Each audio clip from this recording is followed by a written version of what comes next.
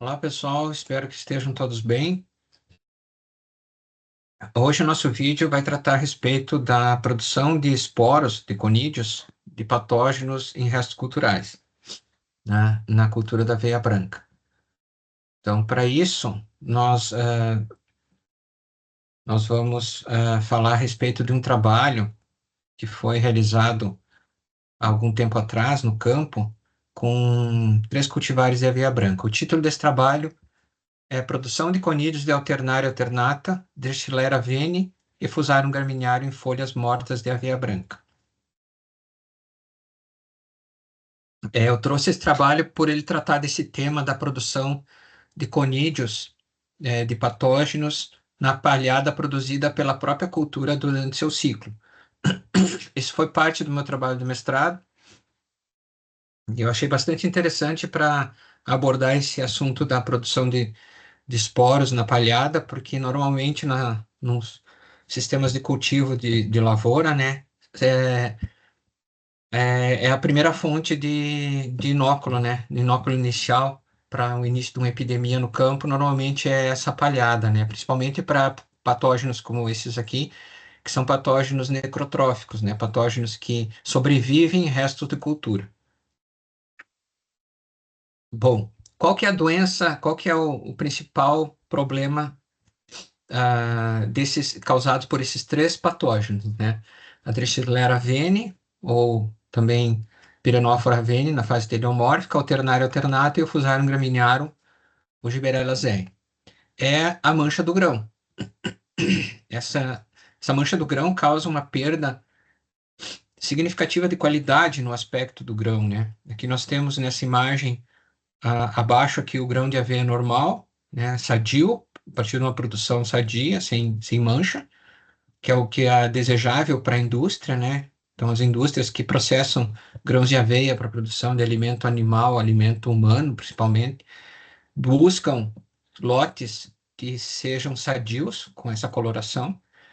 E quando ocorre infecção por esses patógenos, durante o período de pós-antese, né, formação do grão, eles ficam manchados, com diversos níveis de mancha, e esse aspecto causa uma perda de qualidade muito grande e muitas vezes os lotes são rejeitados pela indústria, tá? Além de que esses fungos também produzem toxinas que vão se acumulando no grão e que também não são aceitos, né,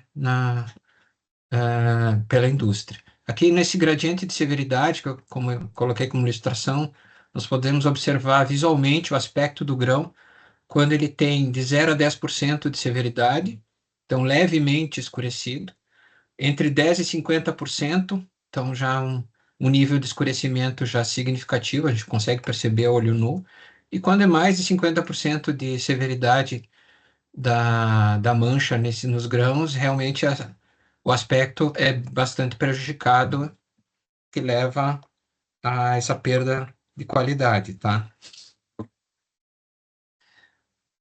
Os patógenos que foram estudados nesse trabalho foram o Fusarium graminearum, como já citei. Então, na contagem dos conídeos produzidos, né, nas folhas mortas, se procurou identificar esse tipo de estrutura, tá, para fazer a contagem.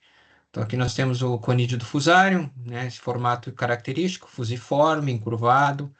Ainda dá para ver os septos transversais aqui.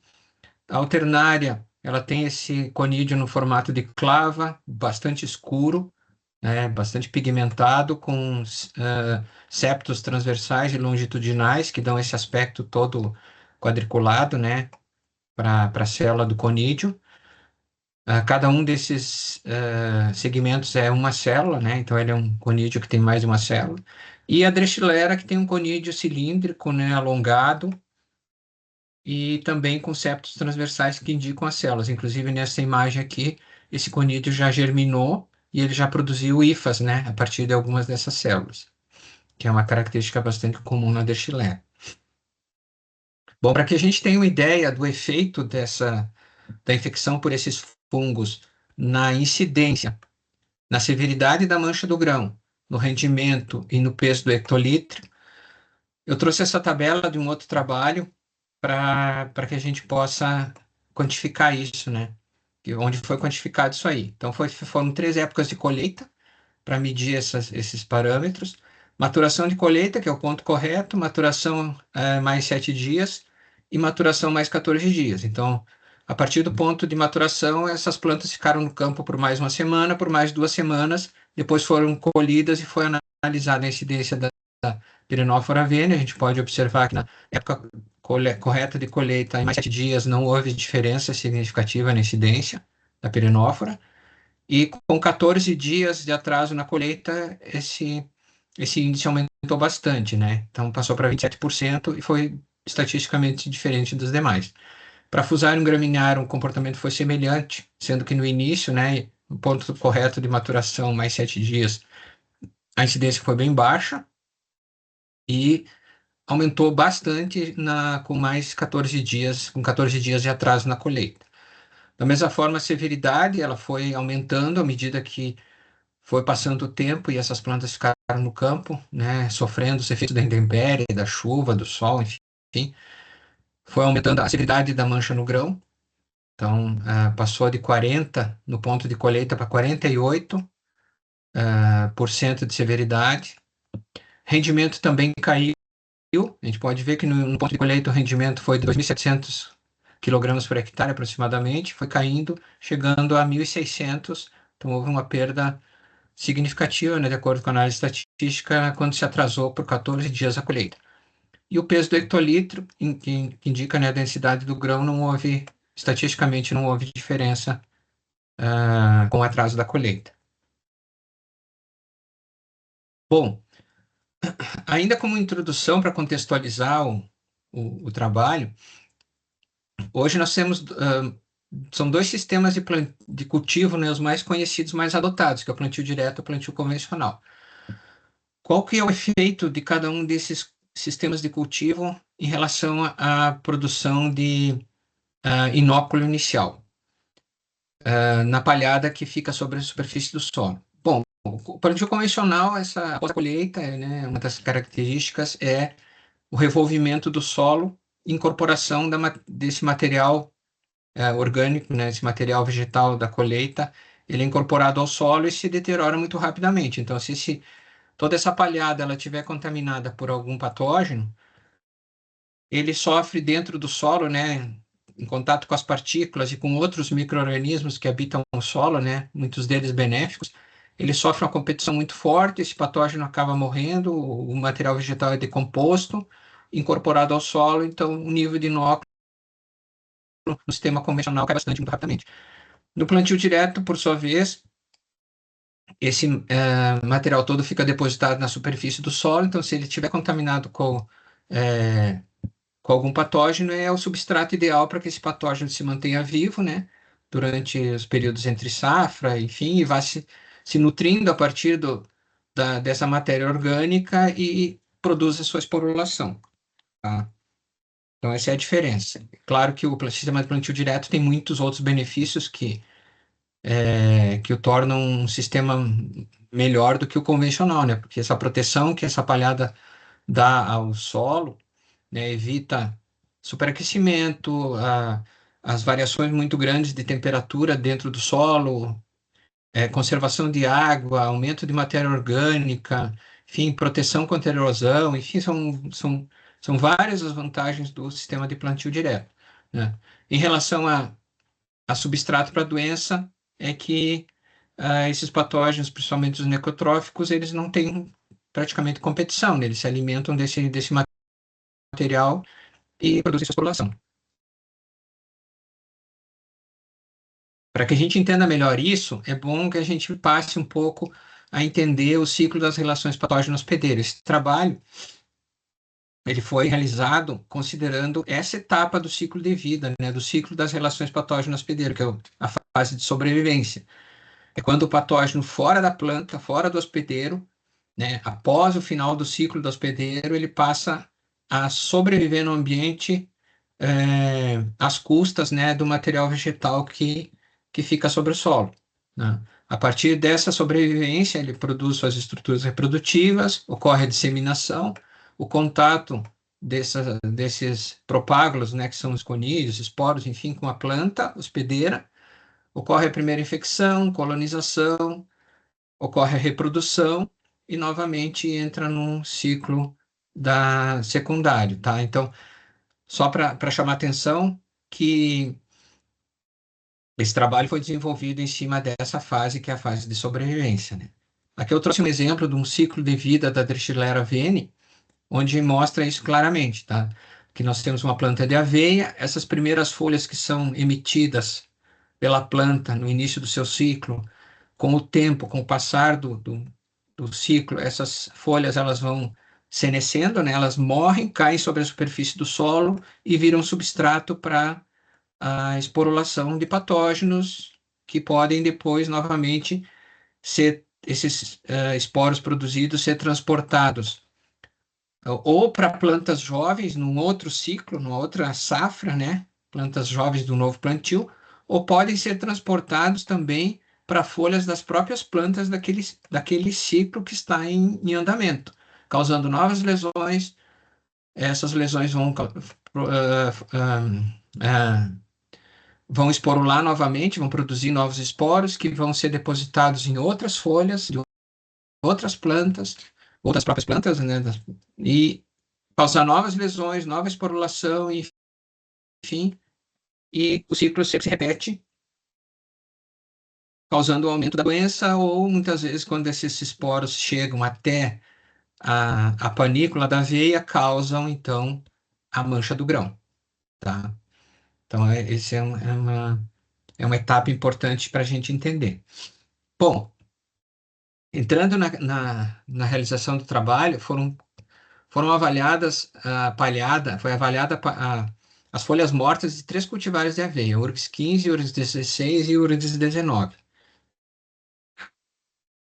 São cultivares de aveia branca do Programa de Melhoramento da Universidade Federal do Rio Grande do Sul. Tá? Como eu comentei antes, foi lá onde eu fiz o mestrado. Os fungos que foram encontrados nessa palhada durante as coletas foram alternária, Destileria e Fusarium, como eu já falei, e a contagem não foi realizada, foi expressa na base de conídeos por grama de matéria seca. Foram 5 datas de coleta, 4 no mês de outubro e 1 no início de novembro, no estágio fenológico de emborrachamento, início da antese, grão leitoso, massa mole e massa dura. Tá? Então, já aqui, depois do florescimento, que é a antese, né, na fase de formação do grão da aveia. Tá? Que análises que foram realizadas com os dados coletados? Foi feita a contagem da esporulação, ou seja, com o objetivo de comparar a quantidade de conídeos entre as diferentes cultivares, para identificar se alguma dessas palhadas produzia menos ou mais esporos. Tá? Foi feito também uma análise do progresso temporal, ou seja, foi plotado curvas de progresso da esporulação ao longo do tempo, usando essas datas de coleta e contagem de conídeos. Foi também avaliada a especificidade, que é avaliar se um desses fungos encontrados, né, ele esporula mais ou menos nas folhas mortas de alguma cultivar específica. A flutuação populacional, o objetivo foi identificar em que datas, ao longo dessas 5 coletas, houve o pico de esporulação de cada fungo e tentar correlacionar com o ambiente. Então, foram medidos, né, foram obtidos junto à estação experimental, né, da universidade, os dados climatológicos de temperatura, precipitação e vento durante o período do experimento, se tentou correlacionar com o comportamento esporulativo dos fungos, tá? Então, indo já para um resultado, o primeiro fungo que nós vamos analisar vai ser a alternária. Então, aqui nós temos, são 3 gráficos, né? Foram colocados um acima do outro. Na esquerda, vocês têm a contagem de conídeos, grama de matéria seca, e as datas de coleta. Tá? Eu coloquei aqui essas caixinhas com letras em vermelho e amarelo que representam o emborrachamento, antese, grão leitoso, massa mole e massa dura, nas épocas de colheita, tá? As barras em azul representam o nível de esporulação do patógeno, a linha vermelha indica a temperatura média e a linha verde indica a precipitação. Então, esses picos na linha verde indicam momentos de chuva, tá? Então, a gente pode observar aqui para a alternária que o pico de esporulação de alternária ocorreu coincidiu, né, na fase de grão leitoso da cultura, tá? O pico de esporulação de alternária nas folhas mortas das três cultivares. Os gráficos são bem semelhantes, então a gente não consegue identificar, a princípio, nenhuma diferença entre a palhada dessas cultivares em relação à produção de esporos de alternária. Chama atenção que antes dessa fase de grão leitoso, houve os picos de chuva, né? Nós tivemos um período de maior umidade em relação ao período posterior a grão leitoso. Então, isso pode explicar por que foi crescendo, né? O nível de esporulação foi crescente até chegar a grão leitoso, com o pico em grão leitoso, tá? Para o segundo fungo, que foi a Drexilera, o comportamento, ele, nessa primeira parte antes de grão leitoso, foi bastante semelhante ao de alternária, né? Houve um crescimento do nível de esporulação e depois houve uma diminuição. Aparentemente, a gente não consegue dizer se uma cultivar, assim, só olhando os gráficos, se a palhada de uma cultivar produziu mais do que a outra, tá? Questão de Drexilera. E, finalmente, para fusário, aí as diferenças são mais marcantes, a gente já consegue ver através desse gráfico que na cultivar URGS 15 e URGS 16, o nível de esporulação foi mais baixo do que na cultivar URGS 19. A gente pode observar que realmente as barras azuis são mais altas aqui na cultivar URGS 19 para esporulação de fusário. Chama atenção que, no caso do fusário, o pico de esporulação na cultivar URGS 19 ocorreu na antese, que é a fase de florescimento da aveia, né? Então, de certa forma, é semelhante ao que ocorre no trigo, né? Quando coincide a fase de maior esporulação do fusário, coincide com a antese do trigo, ocorre maior ocorrência de giberela no trigo, né? Na aveia é a mesma coisa. Então, cultivar, ela apresenta maior índice de giberela nos seus grãos quando isso ocorre, tá? Quando nós plotamos um gráfico de progresso temporal dessa esporulação, isso fica mais claro. E aí a gente consegue tirar umas conclusões mais assertivas, né? A gente consegue ver que, em relação ao fusário, para as três cultivares, o nível de esporulação foi maior nos 5 datas de coleta de amostra, né? Drexilera e alternária, o nível de esporulação na palhada das três cultivares foi muito semelhante, praticamente igual, né? Elas não houve um pico muito grande de esporulação e variaram praticamente juntas, né? E na palhada da cultivar URGS 19, a gente pode ver que o nível de esporulação de fusário foi bem mais alto, né? Sendo um pico de esporulação na segunda coleta, que justamente coincidiu com a antese da cultura. Quando a gente coloca isso num gráfico de barras, faz análise estatística, a gente consegue ver claramente isso que o progresso temporal tinha mostrado, né? O fusário, ele produziu mais esporos na palhada das três cultivares, né? E na cultivar URGS 19, um pico mais alto de produção, de uma quantidade absoluta de produção de conídeos bem mais altas. E Drexleria e alternária bastante semelhante. Bom, quando nós vamos analisar o efeito dos fatores ambientais, né, como eu falei, tentando correlacionar com a esporulação, aí nós temos uma análise que foi realizada, que é a análise de componentes principais, tá? E quais foram os componentes principais que foram identificados como fatores que explicam melhor a variância nessas variações no nível de esporulação? Foi a temperatura como componente principal número 1, a esporulação e a dispersão, que é causada pelo vento, como componente principal 2, que explica 17%, quase 18% da variância, né? O componente principal já explicava 41%, e o componente 3 explica quase 17% da variância, que é a esporulação e a precipitação. Então, são os três principais componentes que explicam melhor essas flutuações de esporulação são temperatura, a, a precipitação e o vento, tá? Como a gente pode ver aqui nessa tabela abaixo, né? Que nos mostra no componente principal os que contribuíram mais com essa variação são temperatura, componente 2 precipitação e vento, junto com a, a produção de conídeos, e no 3 também conídeos mais precipitação. Esse tipo de análise ela nos indica quem são os fatores que estão mais correlacionados com o fator que está sendo estudado, que é a produção de conídeos, né?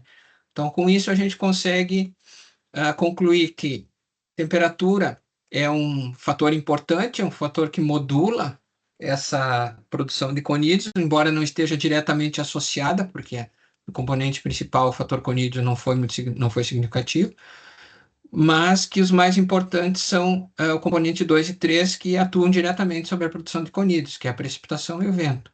A precipitação como um fator biológico, né, para favorecer a produção de conídeos, e o vento como um fator de dispersão. Bom, com isso, quais foram as conclusões do trabalho, né? O trabalho concluiu, então, que, em relação à esporulação, o fusário foi o principal fungo associado à alta contagem de conídeos, né?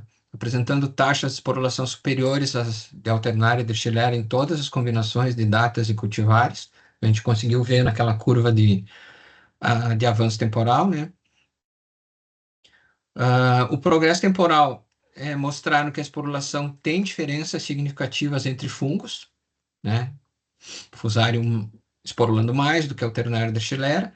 A origem da palhada também exerceu efeito diferencial, principalmente na produção de conídeos de fusário, né? Especialmente na produção de conídeos de fusário, onde a palhada da cultivar Urgus 19 ele produziu mais esporos. A flutuação populacional, né? Que ocorreu nesses fungos, né? Onde a esporulação ocorreu na época que coincidiu com a fase de grão leitoso das cultivares, né, com exceção do fusário, coincidiu na URG 19 com a fase de antese. Efeito ambiente, análise através desse método dos componentes principais evidenciou que a temperatura define o microclima do ambiente e esporulação sobre os restos culturais, mas não exerce influência direta sobre a produção de conídeos, né, em função dessa análise. E o efeito do ambiente é que a esporulação sofre influência significativa da precipitação e do vento, a precipitação atuando como um estímulo fisiológico para a produção, né, dos conídeos, e o vento como um fator de remoção e dispersão. Bom, é, era isso, pessoal. Espero que tenha ficado claro. E qualquer dúvida ou sugestões ou críticas, vocês podem entrar em contato conosco através desses meios e nós vamos fazer de tudo para responder. Obrigado pela atenção aí. Tenham uma ótima semana.